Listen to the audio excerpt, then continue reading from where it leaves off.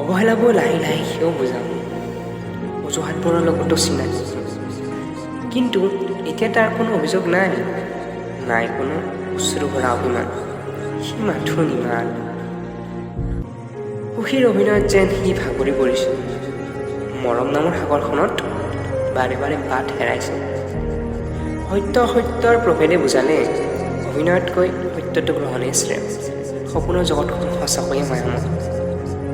এতিয়া আৰু আৱেগে তাক চুব নোৱাৰে।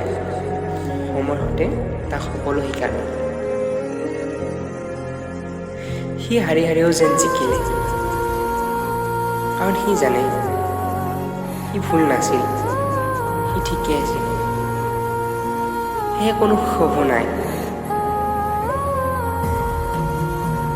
কিন্তু এতিয়াও এক প্ৰশ্ন হয়, সি জানো সঁচাকৈ কঠিন হৈছে নে প্ৰতিভাৰ অভিনয়? আচলতে সি সলনি হোৱা নাই, মাথো হৃদয়খনকহে মজবুত কৰিছে। তাৰ মূল্যবোধ নিজৰ মাজতে বিচাৰি পাইছে।